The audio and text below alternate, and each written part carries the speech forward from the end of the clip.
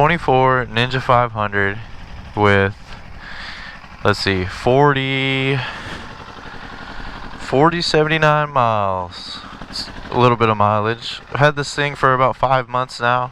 I've really been enjoying it. I wanted to talk about some of the things you should do first on a 500. So maybe you bought a 500, you want to get a 500, you've been looking at the bikes but you're not sure what to do when you get one, or maybe you've owned it for a few months, and I got a couple of suggestions that I would do immediately for this bike.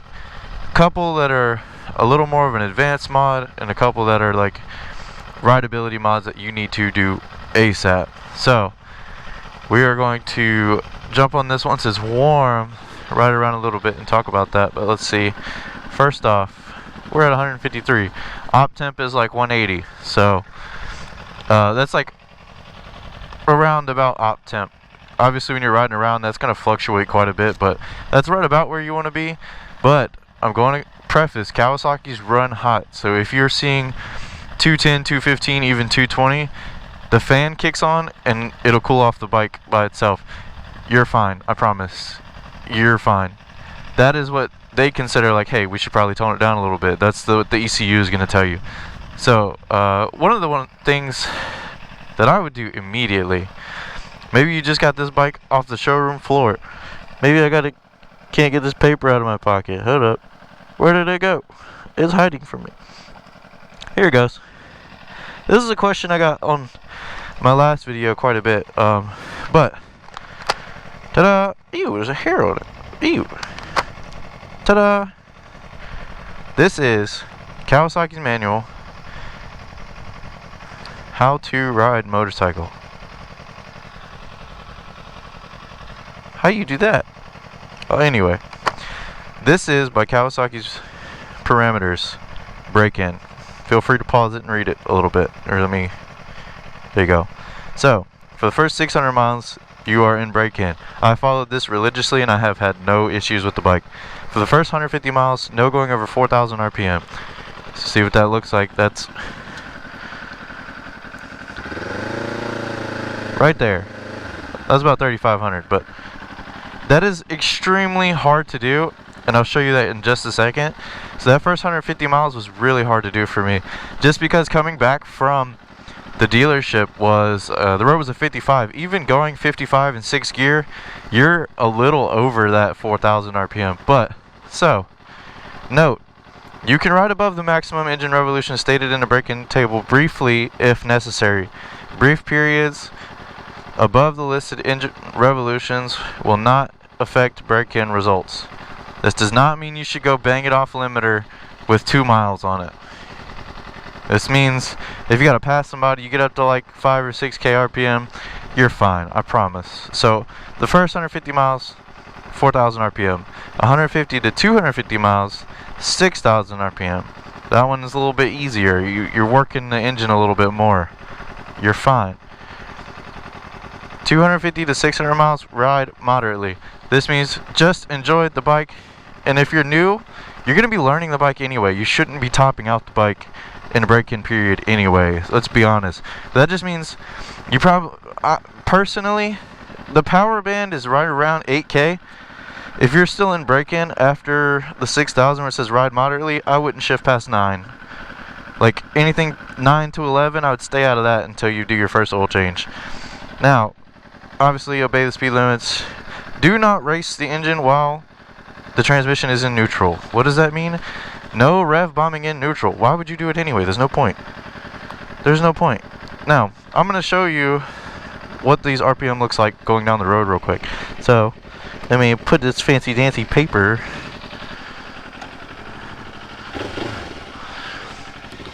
Damn, we're getting good right there on op temp too. Alright. So let's talk about how hard break-in is on this bike. Here's the reason why I say hard. So we're going to follow this to the T just to show you. Okay? So we're going to pull up here. We're going to stop appropriately. 1 Mississippi, 2 Mississippi, 3 Mississippi, 4. Alright. Now, that was like 4,500. 4 grand, 4 grand, 4 grand. We're already in 5th, look. 4 grand. This is why breaking the first 150 miles was extremely difficult for me. Because technically we're not even doing the speed limit. The speed limit's 45. So going 55 that I needed to come home, I was sitting right around 5 grand. You'll be fine, 100%. I just wouldn't recommend. You don't want to be like here for break-in. There's no reason you should be doing that. After the first 150 miles, you until 250, so that little 100-mile period, you can break in the bike a little bit more. You can enjoy the gears. I would enjoy the higher gears, just kind of rolling into throttle. It makes the engine work a little bit. You gotta break it in. You gotta get your joints moving. It's just like when you get up in the morning. You don't just get up and run. I mean, some people do it. I don't recommend it. I ain't doing it. That's not happening. Hell, heck, nope. Not happening. All right. After the 250 miles, for the next, what is that, 350 miles, you can ride moderately. What does this mean? It means enjoy the bike, man. There's no reason to be slamming gears and passing. Yeah. If you know the rest, you know the rest. But, alright. Ride moderately. What does this mean? Obey laws. We're going to take this turn here. Pay attention through the corner. Ride moderately. What does this mean? Look, we're just gonna shift through the gears. I just tried to go to 7. Oh! Somebody!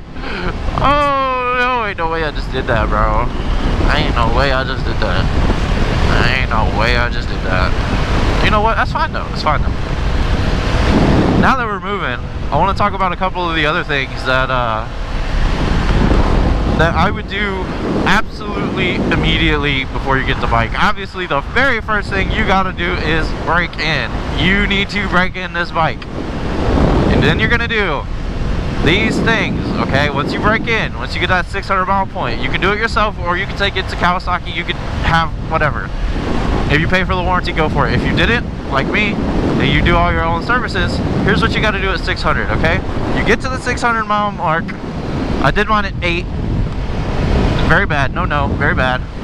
But I did mine at 8. You don't have to do it exactly at 600, but right around that mark. I'd say 700 would be pushing it.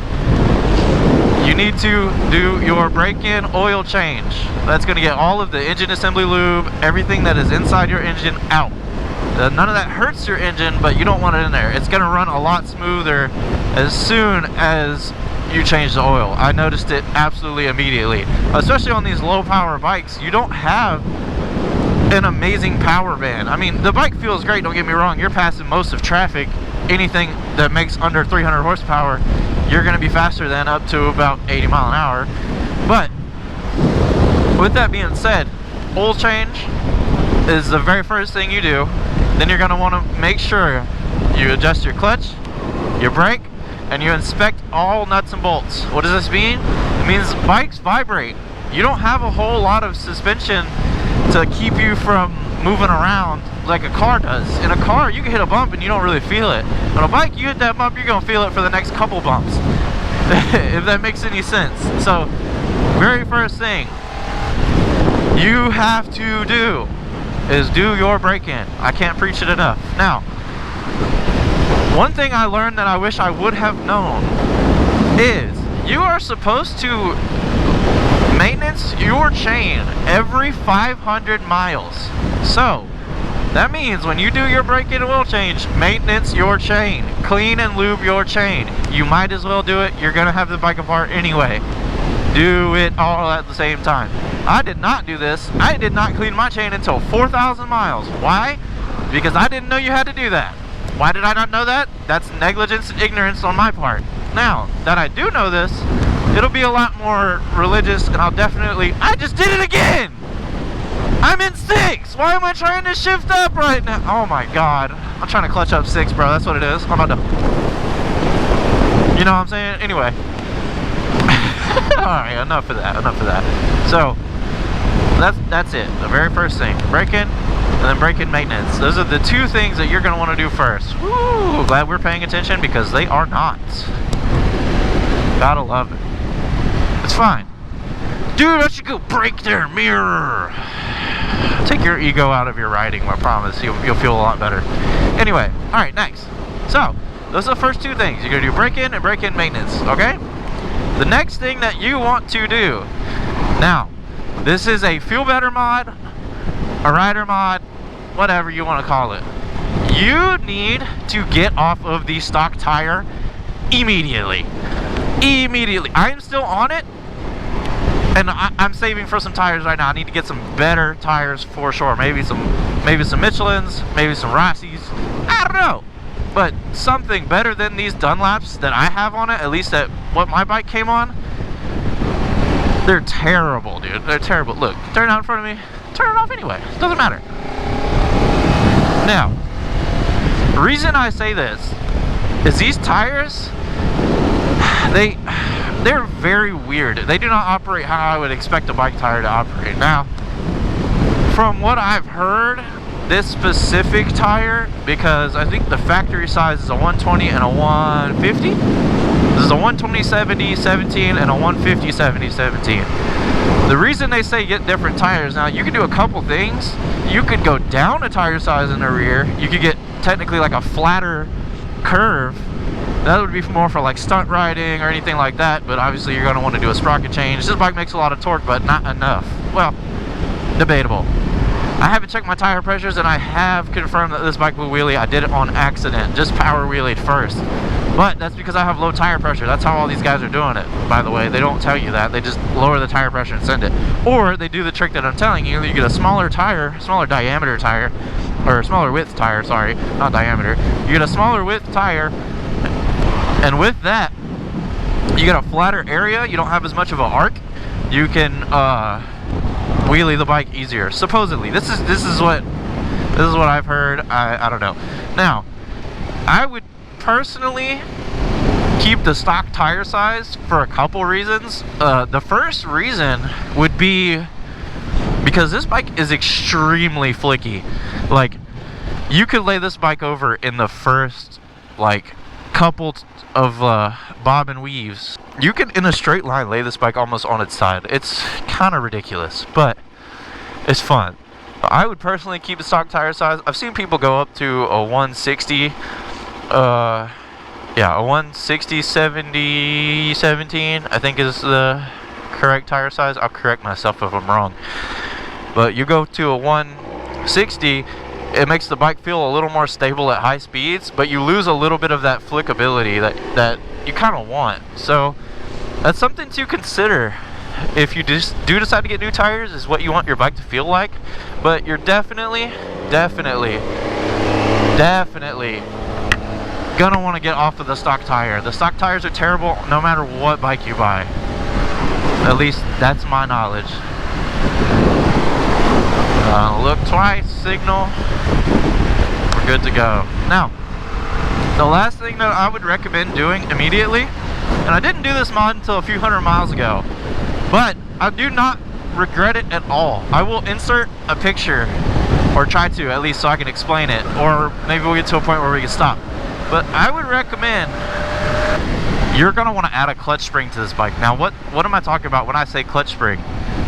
Now, the clutch spring on this bike is essentially a mod that they do on the 400Rs, and it's pretty sick if you ask me. Right here, you're adding a spring, and what that does is it changes your throw. Not with like exactly how much throw you have, but it kind of gives it some rigidity in the clutch, so it feels like a normal clutch. With some of the other bikes I've ridden that aren't Kawasaki's, that don't have this little slipper clutch thing that they got going on, this is an amazing mod, because what it does is it actually makes your engagement point feel like an engagement point. And since it's spring loaded now, it pushes back almost instantly. Like, compared to before, it almost like slipped itself, which is really stupid, but it's great for beginner riders. I think he's trying to get over. Let me get out of the way. Sorry, my guy. But that is a big mod. Now this is not like, oh, it's gonna make my bike more powerful, blah blah blah blah blah. I think personally it almost immediately changed how this bike reacts, because I don't feel like the clutch is always being touched. I know that sounds weird, but it always felt like the clutch was slipping no matter what. Anytime you're at high RPM, nothing. Now the reason I did this mod was because it is very easy to find false neutral on this bike. If you don't know what false neutral is, it's when your bike can, let's say second and third gear, you shift and it doesn't engage second, but it doesn't engage third. So it finds a false neutral in between the two gears and will grind the gears. Apparently this is not super common, but it is something that I've ran into with this bike. So that's something I want to preface is not every bike's the same. Every bike's built the same, but not every bike is the same.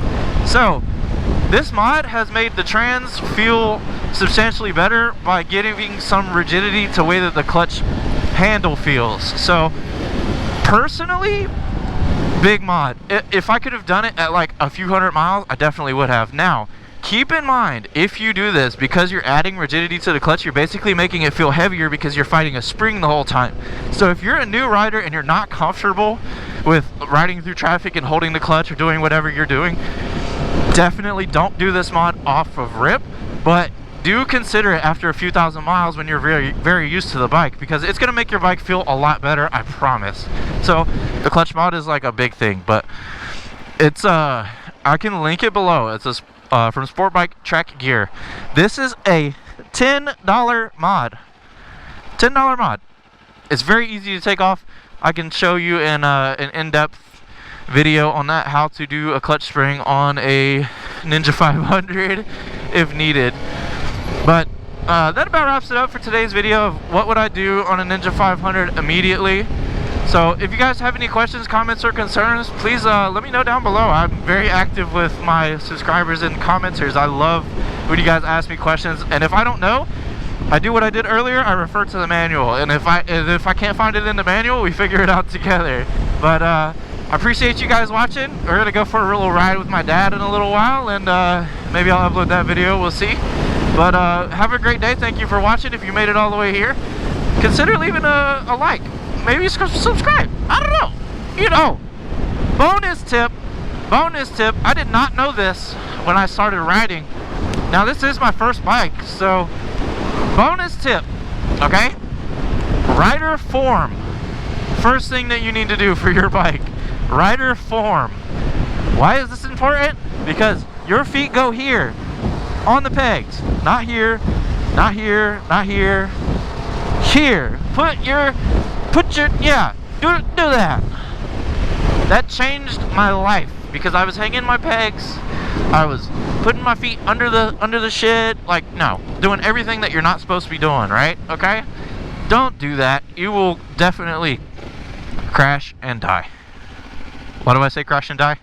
If you decide to go through a corner and your foot's like this, and you're like, oh, I'm about to upshift or whatever, your foot now becomes the lowest point to the ground. You do not want to grab your foot between these two things and or take your foot off underneath the bike. You don't want to do that. It's not fun. I'm assuming. I haven't done it. I have hit my feet a couple times. You don't want to do it. It doesn't feel great. But that is the biggest biggest thing that changed my rideability, was adjusting my form and making sure that I was correct posture, my feet were in the correct positions, blah, blah, blah, blah. You know what I mean? So, but that about wraps it up for today's video. If you like, leave a like. If you subscribe, leave a subscribe. Oh my god. If you guys enjoy the content, please let me know by showing some love. If you guys have any questions, comments, or concerns, please leave a comment down below. Let me know what we should do next. I would love to talk about this bike. I'd love to get some more days. Unfortunately, we are in winter, so you kind of have to wait for a good day to ride. I don't like riding in when it's cold. You can call me what you want, but that's just a personal preference. But if you guys like the content and you want to see some more educational stuff about maybe some new rider tips, new rider gear, new rider things that I would like to have known before I started writing, stuff like that. Let me know. Let's get the comments flowing. Let's see some suggestions. I like to have some ideas for videos. I have a few, and those are a couple off the top of my head, but let me know. Anyways, thank you guys for watching. Thank you for listening to my TED Talk, and yeah, I'll see you later.